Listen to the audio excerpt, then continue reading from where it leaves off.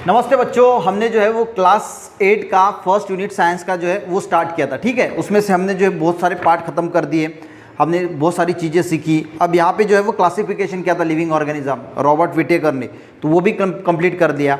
अब गाइज हम बात करने वाले हैं क्लासिफिकेशन ऑफ माइक्रोब्स की, यानी अब लिविंग ऑर्गेनिज्म का क्लासिफिकेशन हो गया। उसके पहले आपको मेरिट्स एंड डीमेरिट्स जो है वो रिकॉल करनी है, तो वो हम लास्ट में ले लेंगे। ठीक है, अब देखते हैं क्लासिफिकेशन ऑफ माइक्रोब्स। तो अब क्लासिफिकेशन ऑफ माइक्रोब्स में सबसे पहले तो आपको ये जो वर्ड है माइक्रोब्स, इसका मीनिंग क्या होता है ये समझना है। देखिए, माइक्रोब्स को ही हम क्या बोलते हैं, माइक्रो ऑर्गेनिजम्स, यानी माइक्रो यानी बहुत छोटे ऑर्गेनिजम्स। ठीक है, तो ऐसे ऑर्गेनिज्म जो बहुत छोटे हैं, जिसको हम हमारी नेकेड आइज से देख नहीं सकते, जिसको देखने के लिए हमें माइक्रोस्कोप का इस्तेमाल करना पड़ता है, उसको बोला जाता है माइक्रोब्स या फिर माइक्रो ऑर्गेनिज्म। ये क्लियर हो गया, यानी बहुत छोटे, हम हमारी आंखों से नहीं देख सकते, उसके लिए माइक्रोस्कोप का जो है वो यूज़ करना पड़ता है, तो उसको हम बोलते हैं माइक्रोब्स। ठीक है, among living organism micro organism largest in number. देखिए, पूरे लिविंग ऑर्गेनिज्म की हम बात करें ना, तो जो माइक्रोब्स है इनकी संख्या और पे सबसे ज़्यादा है, क्योंकि वो बहुत छोटे होते हैं। अगर हमें कहीं इन्फेक्शन हो जाता है, बैक्टीरिया का इन्फेक्शन हो, बैक्टीरिया क्या है,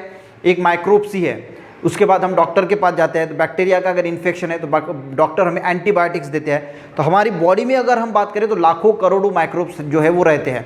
अब उसमें से कुछ अच्छे माइक्रोब्स भी होते हैं जो हमारे गट्स में मिलते हैं। तो माइक्रोब जो होते हैं, बैक्टीरिया जो होते हैं वो अच्छे भी होते हैं, और बैक्टीरिया की बात करें तो वो बुरे भी होते हैं। ठीक है, तो ये हो गया माइक्रोब्स मोटा मोटा। अब माइक्रो ऑर्गेनिज्म को क्लासीफाई कैसे किया है, तो एक किया है प्रोकैरियोटिक्स और यूकैरियोटिक्स। अब प्रोकैरियोटिक्स यानी जिसके सेल में हमने पढ़ा है पिछले लेक्चर में कि ये जो सेल होता है इसके अंदर न्यूक्लियस जो है वो नहीं होता, और यूकैरियोटिक्स में सेल के अंदर जो है वो न्यूक्लियस प्रेजेंट होता है। इतना आपको याद रखना है। तो ऐसे माइक्रोब्स जिनके सेल के अंदर न्यूक्लियस है, और ऐसे माइक्रोब जिनके सेल के अंदर न्यूक्लियस नहीं है, जिनके सेल के अंदर न्यूक्लियस नहीं है उसको हम क्या बोलेंगे, प्रोकैरियोट्स, और जिसके सेल के अंदर न्यूक्लियस प्रेजेंट है उसको बोलेंगे यूकैरियोटिक्स। ठीक है, अब बैक्टीरिया जो है वो प्रोकैरियोटिक है, यानी इसके सेल के अंदर न्यूक्लियस नहीं है, और जो सेल ऑर्गेनल्स है वो भी नहीं है। सेल ऑर्गेनल्स यानी माइटोकॉन्ड्रिया हो गया, गोल्गी कॉम्प्लेक्स हो गया, राइबोसोम्स हो गया, ये हो गए सेल ऑर्गेनल्स। यानी सेल के जो ऑर्गेनल्स है, जैसे हमारी बॉडी की अगर हम बात करें तो हमारे ऑर्गेनल हैंड है, पैर है, आँख है, उसके जो सेल होता है उसके भी ऑर्गेनल्स होते हैं, यानी उसके अंदर जो जो चीज़ें है उसको हम सेल ऑर्गेनल बोलते हैं। ठीक है, तो ये हो गया बैक्टीरिया प्रोकैरियोट्स में। यूकैरियोटिक में प्रोटिस्टा, फंजाई और अल्गी। हम हर एक को डिटेल में पढ़ेंगे। आज के लेक्चर में हम बैक्टीरिया को पढ़ेंगे। बैक्टीरिया क्या है, एक प्रोकैरियोटिक्स है। प्रोकैरियोटिक्स यानी उसके सेल के अंदर न्यूक्लियस और सेल ऑर्गेनल प्रेजेंट नहीं है।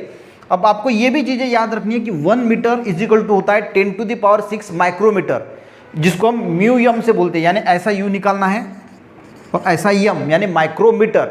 ये क्यों दिया है, क्योंकि जो माइक्रो ऑर्गेनिज्म की साइज होती है वो हम माइक्रोमीटर या नैनोमीटर में लिखते हैं। ठीक है, और नैनोमीटर की बात करें तो 1 मीटर यानी 10⁹ नैनोमीटर होता है। ठीक है, तो ये आपको जो है वो याद कर लेना है, 4-5 बार लिख के देना है कि 1 मीटर यानी कितना माइक्रोमीटर और 1 मीटर यानी कितना नैनोमीटर होता है ये। ठीक है, अब देखते हैं बैक्टीरिया को। देखिए, सबसे पहले तो आपको बैक्टीरिया की साइज पता होनी चाहिए कि बैक्टीरिया, अब बैक्टीरिया देखिए प्रोकैरियोटिक्स में क्या आता है, बैक्टीरिया। अब सबसे पहले बैक्टीरिया की साइज आती है 1 to 10 माइक्रोमीटर। ठीक है, तो इसकी साइज आपको पता होनी चाहिए कि जो बैक्टीरिया है उसकी साइज कितनी होती है, 1 माइक्रोमीटर to 10 माइक्रोमीटर के बीच में बैक्टीरिया की जो साइज हो सकती है। अब ये बैक्टीरिया होता कैसे है, तो यूनिसेलुलर, पहली कैरेक्टरिस्टिक है यूनिसेलुलर होता है, यानी एक ही सेल उसमें होता है, इंडिपेंडेंट होता है, और पैरासिटिक होना यानी दूसरे पे जिंदा रहता है। ठीक है, sometimes many bacteria together form colonies. अब देखिए, बहुत सारे बैक्टीरिया जो है वो टुगेदर आ जाएंगे और एक कॉलोनी फॉर्म करेंगे जिसमें बहुत सारे बैक्टीरिया होंगे। ऐसा नहीं कि एक ही बैक्टीरिया है, तो बैक्टीरिया ग्रुप में रहते हैं तो ग्रुप बहुत सारे बना लेंगे। उसकी खासियत ये है कि अगर मान के चलो कि आपको बैक्टीरिया की इन्फेक्शन हो गया और 1 लाख बैक्टीरिया अभी आपके इसमें है, तो अगले 20 मिनट में वो 2 लाख हो जाते हैं। उसकी इतनी फास्ट जो है वो रिप्लीकेट होते हैं। ठीक है, ये समझ में आ गया कि यूनिसेलुलर है, इंडिपेंडेंट है, पैरासिटिक है, and sometimes many bacteria together, बहुत सारे बैक्टीरिया एक साथ हो जाते हैं और कॉलोनीज को फॉर्म करते हैं। देखिए, bacterial cell is prokaryotic with the cell wall. अब बैक्टीरिया का जो सेल होता है इसको सेल वॉल होती है, यानी इसको सेल वॉल होती है, पर ये प्रोकैरियोटिक होती है। प्रोकैरियोटिक यानी इसके अंदर न्यूक्लियस या सेल ऑर्गेनल नहीं होते, बट डिस्टिंक्ट न्यूक्लियस और सेल ऑर्गेनल्स आर अब्सेंट, यानी ऐसा कोई सेल ऑर्गेनल या फिर न्यूक्लियस जो है वो प्रेजेंट नहीं होता। अब they produce simply by binary fission. अब बाइनरी फिजन से जो है वो रिप्रोड्यूस होते हैं। बाइनरी फिजन यानी ये असेक्सुअल रिप्रोडक्शन है। इसमें क्या होता है, ये एक बैक्टीरिया है, तो ये जो है वो 20 से एक ही है, अभी एक ही है, तो ये जो है वो बीच में से टूटेगा और ये 2 बैक्टीरिया बन जाएंगे।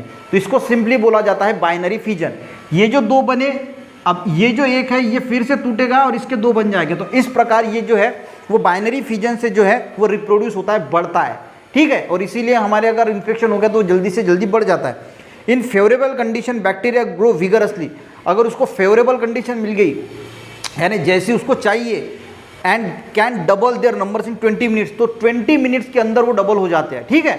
1 लाख है तो 2 लाख हो जाएंगे, 2 लाख है तो 4 लाख हो जाएंगे 20 मिनट। इसीलिए डॉक्टर के पास हम जल्द से जल्द जाते हैं, डॉक्टर हमें एंटीबायोटिक का डोज देते हैं। अब हम क्या करते हैं, एंटीबायोटिक का 6 गोलियां लिख के दी है डॉक्टर ने, तो हम लेके आते हैं 3। अब 3 से क्या होता है, वो बैक्टीरिया पूरे मरते नहीं है, और गोली का डोज खत्म हो जाने के बाद हमने 3 लिया, अब बैक्टीरिया पूरे मरे नहीं, फिर से रिप्लिकेट होना शुरू कर देते और हमें जो है वो प्रॉब्लम होती है।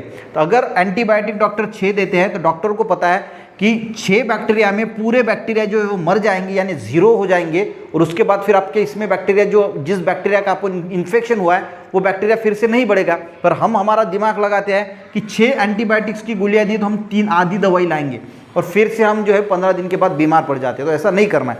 तो मोटा मोटा आपको बैक्टीरिया, यहाँ पे बैक्टीरिया के कोकस, कोकोबैसिलस, बैसिलस, स्पाइरेलियम, विब्रो, ये सारे जो है एग्जाम्पल आपको दिए हैं, ठीक है, बैक्टीरिया को। तो बैक्टीरिया समझ में आ गया होगा। तो आपको इसमें मेन क्या याद रखना है, उसकी साइज, यूनिसेलुलर है, पैरासिटिक है, इसके बाद ये प्रोकैरियोटिक है, रिप्रोड्यूस कैसे होता है, तो